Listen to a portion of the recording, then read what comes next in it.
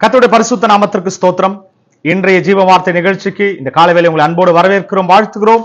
கர்த்தர் உங்களை ஆசீர்வதித்து பலப்படுத்துவார். இன்றைக்கும் நாம் தியானிக்கிற வார்த்தை ஆதியாகமத்தின் புஸ்தகம் 15வது அதிகாரம் 1வது வசனம். இந்த காரியங்கள் நடந்த பின்பு கர்த்தருடைய வார்த்தை ஆபிரகாமுக்கு தரிசனத்தில் உண்டாகி, அவர், ஆபிரகாமே, நீ பயப்படாதே, நான் உனக்கு கேடகமும் உனக்கு மகா பெரிய பலனுமாய் இருக்கிறேன் என்றார். அருமையான தேவ பிள்ளைகளே, கர்த்தர் ஆபிரகாமுக்கு அநேக நாட்களிலே அநேக நேரங்கள் தரிசனமானார். அநேக நேரங்களே கர்த்தர் அவரோடு ஆபிரகாமோடு முகமுகமாய் பேசினார் என்று பார்க்கிறோம். இந்த காரியங்கள் நடந்த பின்பு ஆபிரகாமுக்கு தரிசனத்திலே உண்டாகி, அவர், ஆபிரகாமே, நீ பயப்படாதே. கவனிங்க, கர்த்தர் ஆபிரகாமுக்கு செய்த வாக்குத்தத்தங்கள் என்ன? கர்த்தர் ஆபிரகாம் இடத்திலே சொல்லுகிறார், நீ இருக்கிற தேசத்தை விட்டு நான் உனக்கு காண்பிக்கிற தேசத்துக்கு போ. ஆபிரகாம் அந்த வார்த்தைகளை ஒரு வார்த்தையும் விசாரிக்காமல், கர்த்தரிடத்திலே யோசிக்காமல், கர்த்தர் என்ன சொன்னாரோ அந்த காரியங்களை அப்படியே செய்தார். கவனிங்க, நடந்த காரியங்கள் என்ன? கர்த்தர் ஆபிரகாமுக்கு, நான் காண்பிக்கிற தேசத்துக்கு, நீ உன் தகப்பன் தேசத்தை விட்டு நான் உனக்கு காண்பிக்கிற தேசத்துக்கு போ என்று கர்த்தர் சொல்லிட்டார். ஆனா அங்க போனாதான் தெரியுது, உண்மையாகவே அவர் இருந்த தேசத்தை விட இந்த இடம் ரொம்ப அந்த அளவுக்கு பெரிய ஒரு செழிப்புள்ள தேசமா இல்லை. ஆனால் கர்த்தர் செய்த வாக்கு தத்தத்தை ஆபிரகாம் கர்த்தரை விசுவாசத்தினாலே, தேவன் உண்மையாகவே கர்த்தர் அவருக்கு என்ன காரியங்களை எடுத்துரைத்தாரோ சொன்னாரோ அதை ஆபிரகாம் அப்படியே நிறைவேற்றினதுனாலே, கவனிங்க, ஆபிரகாம் தேவனை விசுவாசித்தான், அது அவனுக்கு நீதியாக எண்ணப்பட்டது என்று கர்த்தருடைய வார்த்தை சொல்லுகிறது போல, ஆபிரகாம் அந்த இருக்கிற தேசத்தை விட்டு அவன் போகிற தேசத்திலே, அந்த இடத்திலே, அந்த காரியங்களே, அந்த தேசத்திலே கர்த்தர் அவனை வெள்ளியும் பொன்னியும் உடைய பெரிய சீமானாய் மாற்றினார் என்று தேவனுடைய வார்த்தை சொல்லுகிறது. அருமையான தேவ பிள்ளைகளே, இதை கேட்டு இந்த காலவேளை இதை கேட்டுக்கொண்டிருக்கிற அருமையான தேவ பிள்ளைகளே, இந்த வார்த்தையை கவனிங்க. கர்த்தருடைய வார்த்தை அவன் ஆபிரகாமுக்கு உண்டாகி, நீ பயப்படாதே, நான் உனக்கு கேடகமும். கவனிங்க இந்த காலவேளை. அப்போ கவனிங்க, ஏன் இந்த கேடகம்ன்ற வார்த்தை கர்த்தர் சொல்லி இருக்கிறார்? கர்த்தர் ஏன் சொல்லி இருக்கிறார் பாருங்க. அவன் போகிற வழியிலே, அவன் அந்த எகிப்து அந்த தேசத்தை விட்டு போகிற மறு தேசத்துக்கு போகிற தேசத்துல பாருங்க, காரியத்துல நடக்கிற என்ன விஷயங்கள் என்ன பாருங்க. அவன் பார்வோனை சந்திக்கிறான் பாருங்க. அபிமெலேக்கு போன்ற பெரிய ராஜாக்களின் முன்பாக அவன் நிற்க வேண்டியதாக இருக்கிறது.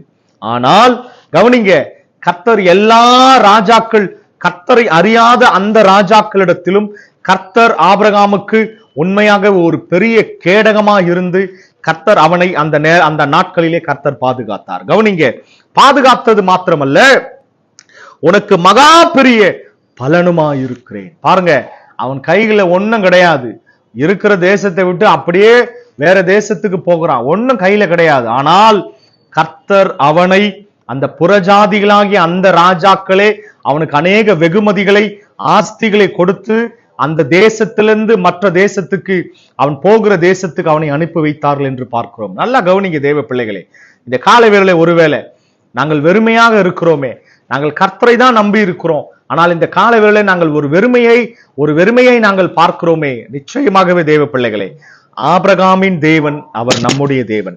அவர் உங்களிடத்திலே வாக்குரைத்த ஒன்றையும் அவர் செய்ய தகாதவர் அல்ல, அதை மறக்கிறவரும் அல்ல.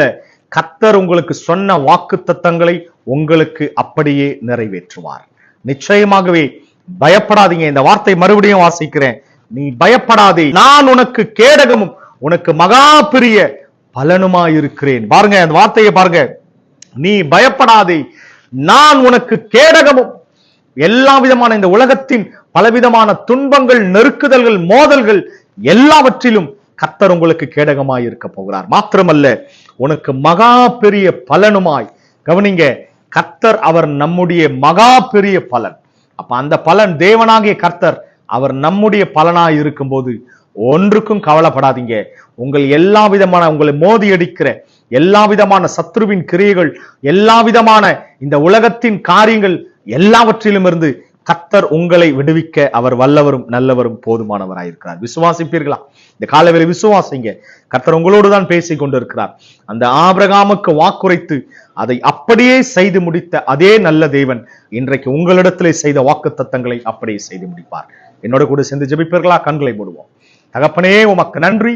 இயேசுவின் நாமத்தினாலே உம்மிடத்தில் வருகிறோம். ஏசப்பா, உம்முடைய கரத்தில் ஒப்பு கொடுக்கிறோம். அருமை பிள்ளைகள் இந்த காலவேளை என்னோடு சேர்ந்து ஜெபிக்கிற ஒவ்வொரு பிள்ளைகளையும் கர்த்தர் நீங்க பாதுகாத்துக் கொள்ளுங்க, பலப்படுத்துங்க.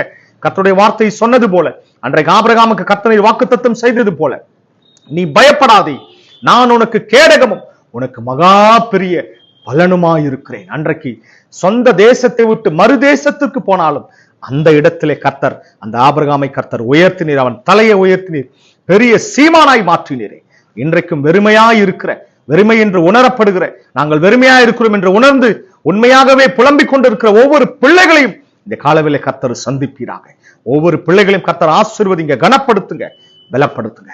மேலான நன்மைகள் கிருபைகளை கர்த்தர் உடைய கிருபை, உடைய தயவு, இரக்கம் பிள்ளைகளோடு தாங்கி வழிநடத்தும். ஆசீர்வதியும், பலப்படுத்தும். இயேசுவின் நாமத்தில் பிதாவே, ஆமென். அருமையான தேவ பிள்ளைகளே, இந்த காலவேளை கர்த்தர் உங்களோடு ஒரு மகா பெரிய பலனாய் கர்த்தர் உங்களோடு இருக்க போகிறார். கர்த்தர் உங்களை வழி நடத்த போகிறார். கர்த்தரை நம்பியிருங்கள், அவர் உங்களை பலப்படுத்துவார், அவங்களை நடத்துவார். கர்த்தருக்குள் நிலைத்திருங்கள். God bless you. ஆமென்.